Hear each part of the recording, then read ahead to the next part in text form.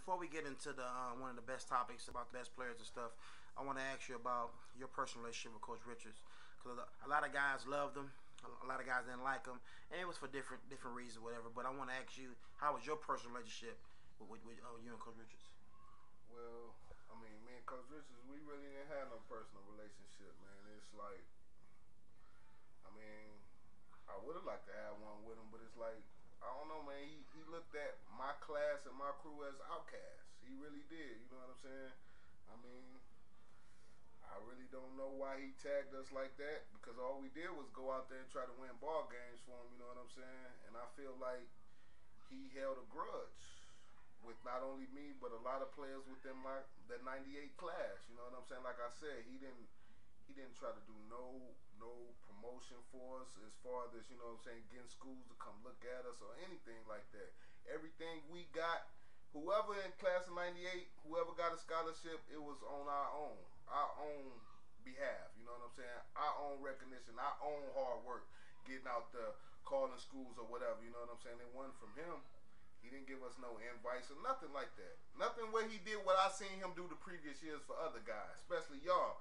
I feel like y'all was his babies. He loved y'all to death, the class of '97, and I feel he did a lot for y'all guys. And you know what I'm saying? I ain't trying to be bitter or nothing, but he didn't show us none of that kind of love that he showed y'all, man. Like I said, it was only a handful of us that went to college on a scholarship. I think it was me, Stunt, and I think Ronell. If it's anybody else, sorry that I missed you, but them the only three I can remember. Us three getting scholarships. Yeah. And that was on our own terms, basically. It didn't have nothing to do with Coach Richards. So we didn't have no personal relationship as far as that concerned. And, you know, that's what it is. Now, your recruiting process, you wanted to play at Evangel University. When you went there, you know, you was going to play with your big brother. Right. Just give me that feeling on that recruiting process and that experience.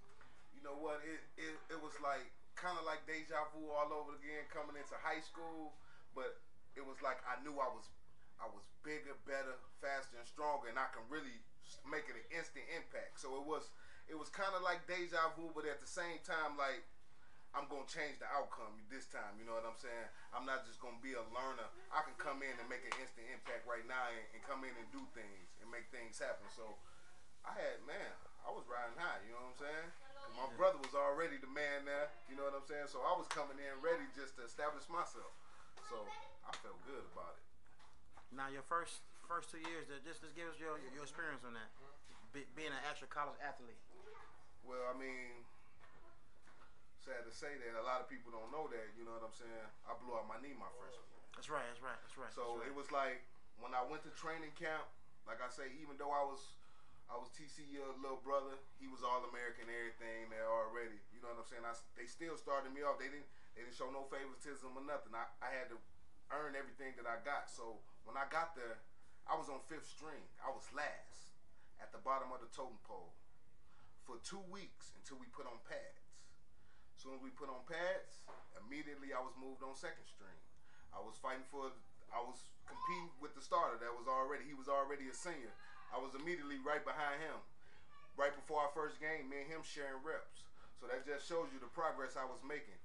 I blew out my knee that same week before my first game, so I really didn't get to see my college career blossom at all. Who knows the possibilities, but I know the progress I was making. I say by 2nd or 3rd week, I was gonna have that guy's spot, because it was just inevitable. You know what I'm saying? Like I say, that first week, me and him sharing reps. So he was already bitter at me anyway, you know what I'm saying? But hey, I'm coming in, hey, I'm a true freshman. I'm trying to do my thing. I'm here to get the job done. I ain't here to make friends. Yeah, we can be friends in the process, but you got to understand it's a competition. So the best man wins, and I was out there giving it my all, you know what I'm saying? Yeah. But sadly, you know, the injury happened or whatever, you know. I got reconstructive surgery on my knee. And then me being, you know, young, I was going through a lot of things at the time, you know. I don't want to blame no excuses. You know, I was having my first baby at the time. A lot of pressure was on me, you know, and, you know, I ended up coming home. I dropped out of school. So I didn't even finish college, man. That was any regrets? That was the end for me right there. I applaud you for you know, being a father, but did you have any regrets not rehabbing it and getting back? I mean, no, I mean, no regrets. No, I mean, I love the game of football. I wish I could still continue to play it, but you know what I'm saying? I feel what I did was for the right reasons, you know what I'm saying? I came home to be a father, you know what I'm saying? If I could do it all over again, maybe I would have struggled and stayed in school just to be better, in a better position where I am now, but I don't regret, you know what I'm saying, being a father to my family, if that's what you asking. No. I'm talking about just playing ball again. Oh no, like I No. said, yeah, I miss ball every day, man. I think about it. I always think about the possibilities, man. Especially when you watch the NFL, you be like, Yeah. man, I could have been out there on Sundays. You know what I'm saying? Remember, you always Yeah. say that, man. You gonna see me on Sundays, Yeah. man. You know what I'm saying? So you, as an athlete, you always got that in the back of your head, like, man, what if? You know what I'm saying? What if this didn't happen, man? I could be right now making millions instead of working at this mill, making so many thousands a year. You know what I'm saying? So yeah, that always mess with you as an athlete because you know once you're an athlete, you always an athlete, whether you physically able or not. You know what I'm saying? You still mentally, you still feel. You know what I'm saying? And you still have that drive and that passion, and it comes out even though you can't display it, but it'll come out when you watch a ball game. You can see how passionate you are about certain things. So. Yeah, even though I don't display it every day, I'm still an athlete, man. And yeah, I miss it every day, though. Every day, business.